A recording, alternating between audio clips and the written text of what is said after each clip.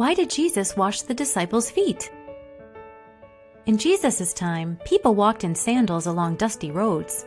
Typically, when you visited someone, your host would have their servant wash your feet so that you would feel clean and refreshed.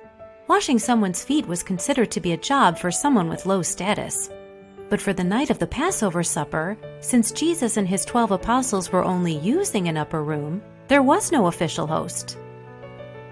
During supper, the apostles started arguing among themselves who would have the greatest position of honor in the future kingdom that Jesus had promised to share with them. Jesus arose from the table, put a towel around his waist, and humbly washed their feet as a servant would have. Surprisingly, no one had previously thought to do this for him or for each other.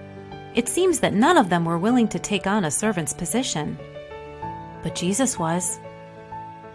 After he finished, he said, "Now that I, your Lord and teacher, have washed your feet, you also should wash one another's feet.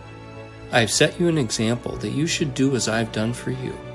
Very truly, I tell you, no servant is greater than his master, nor is a messenger greater than the one who sent him. Now that you know these things, you will be blessed if you do them."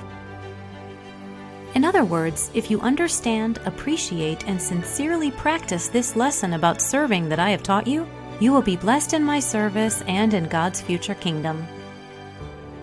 In performing this humble task, Jesus gave them and us a very important example to follow. We should love and serve one another in meekness and humility.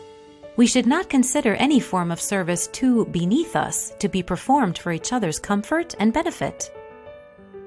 Today, we can wash each other's feet, not with literal soap and water, but figuratively, by being on the lookout for ways to refresh others. Is someone you know sad or discouraged? Build them up spiritually with a comforting scripture, or offer to help them.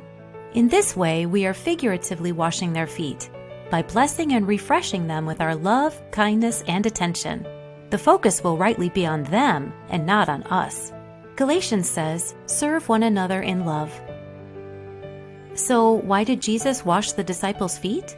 To teach a lesson of humility and a willingness to serve others even in the most humble way. The apostles lost an opportunity to perform a refreshing service for Jesus and each other, but we can learn from that by eagerly looking for ways to be a blessing to others.